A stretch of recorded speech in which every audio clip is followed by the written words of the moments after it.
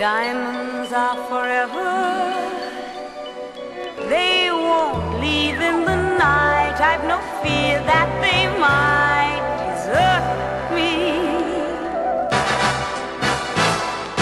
Diamonds are forever. Throw your diamonds in the sky if you feel the vibe. Diamonds are forever. The rock is still alive every time I rhyme. Forever, ever, forever, ever, ever, ever, ever, ever, ever, ever, ever, ever, ever, ever. Close your eyes.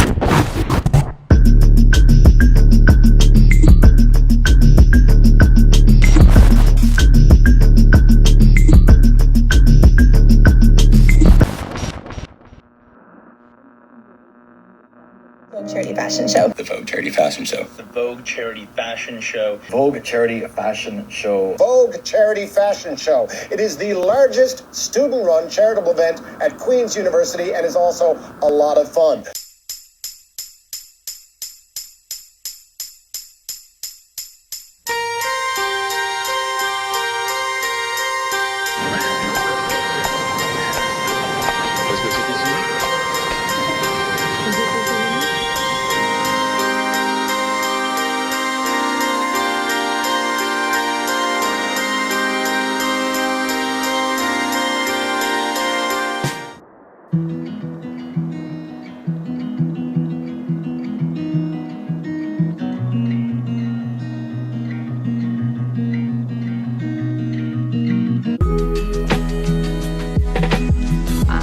So happy to be here and be working with a great team this year. You're kidding.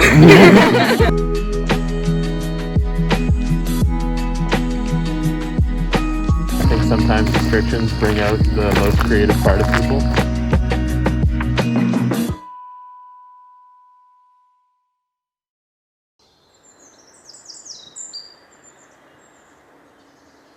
You ready? Hi, buddy. Hi. How are you? I'm okay. How are you? I'm good. Why don't you tell the group how you told me about POF, and then we'll talk about the docuseries. Like, I had the idea, and then you were like the first person I had to tell. Like, I had to go to you and I had to ask you. I'm like, what do you think of this? Am I being stupid? Is this like insane? But I'm so happy that we were able to kind of combine POF, which, why don't we tell everyone what it is? So POF stands for Politics of Fashion, and it was just a way for us to like encompass politics and fashion. So this was a way to like, an interesting way for people to get involved and encompass both politics and fashion. So get people who are into fashion to like, you know, come to the politics side and like maybe learn a little bit about what's going on and like things that can affect their daily lives and even the fashion industry itself. Like, your clothing is like the first thing a person sees about you, so it's like, what are you trying to say about who you are with what you wear? I loved that you presented that idea in the form of like a potential retail company, because I'm always so impressed by like what you're wearing and the way that you think, and you have this creative mindset that's like, half the time I'm like, how did you okay. But I love that. But yeah, and I knew I needed you to like help me along. I knew I needed you to be there because you have that same creative mind, and I knew that you would listen to my ideas and actually hear me out. But yeah, and I needed you there to help me. I need you to proofread all my work. Yeah, and then we were so grateful that VCFS was more than welcoming to the idea of a documentary series in collaboration with Politics of Fashion, and students it was supporting students. It's awesome. So cool. Like, there's so many things that go unseen about, like, there's like the complexities of this club. You wouldn't know about it unless you were on it. And having been creative last year, like, it opened my eyes. This like club is very much, it runs like a business in the sense that there are so many different areas to be a part of, and roles and duties and responsibilities, that it's like, let's show people actually what goes into this performance, because at the end of the day, you go to the show and it's amazing and you're blown away, but then you part of the show and you watch how it happens and you're like, students put that together while you're doing school in the middle of like trying to live your life too. It's crazy the amount of work that goes into it. Both our platforms celebrate fashion, but we also celebrate what's happening around us. Like, Kingston wants to give back to the charities, like the local Kingston charities that all have these incredible missions and goals. And we have our own mission and our own goal. So again, like students supporting students, like I love that VCFS was able to collab with the Politics of Fashion this year. This platform, it's magical in the sense that like what it can do for people personally and how it brings them together and how it brings like students with the community together. I'm so excited for people to finally get a look into what really happens behind the scenes of this performance. Like, it's so crazy. Wait, could you hold your feet like that, like together? This is such a this is the most wholesome conversation I've ever. I think this year, obviously, as mentioned, we've had to really change how we're running things and make our online presence a lot more known. So having something such as the docuseries and the blog and everything running is a really great way to expand that and avenues that I didn't think was possible prior. And obviously you and Celine have done an amazing job at getting everybody involved, like the models and musicians. Like, I'm so excited to see how it can be something that continues on in the future, hopefully as well, maybe make it a full-time position.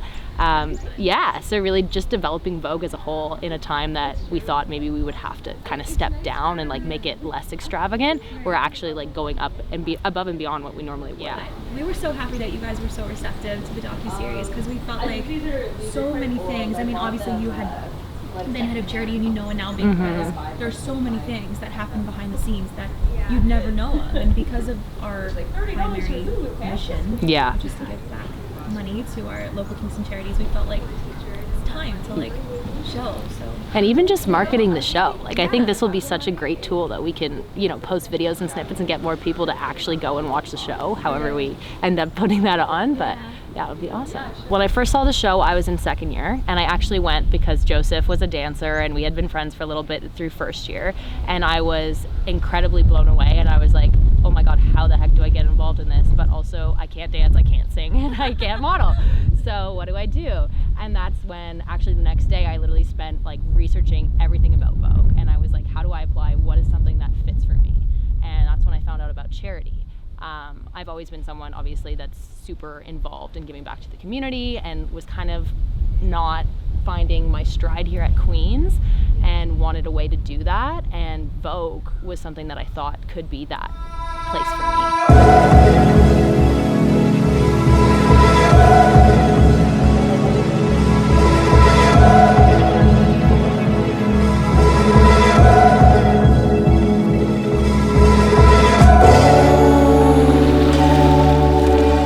If you remember, many months ago in May, how we were Zooming every single day, and it was a little bit difficult because I didn't have any Wi-Fi, so that was fun. But what was the name of the theme? It was Odyssey, right? Yeah, we wanted to go with Odyssey because we were so ingrained in Greek mythology and we all had this obsession with it, and we thought that would make the perfect theme. And it was really, really interesting to like go through those hours and hours and hours of trying to distill Greek myth into kind of something that was accessible and relatable to everyone, remember? Yeah, but it wasn't relatable in the end, or at least enough. But I think like what really made us kind of distill it down and choose Convergence was just like what was happening in the world as well at the time, and continuing now. Yeah. And like just ensuring that the show didn't ignore the world that we're living in and the things that are affecting people right now, you know, like I think that's why we ended up choosing it. I think to have a theme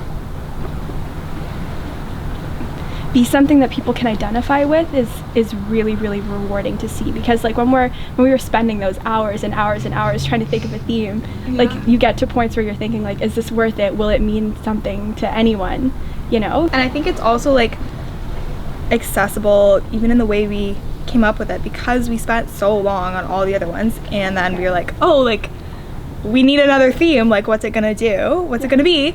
And we came up with this in like probably 20 minutes, and it just clicked. And I think that this is like a lot easier to translate to other aspects of the show. Like we were definitely thinking about design, but something so conceptual as our other themes would have been hard to translate in terms of like dance or even like music or even like models, like facial expressions. It was so conceptual that like don't think it would have worked out well. Yeah, exactly. Or as well, at least.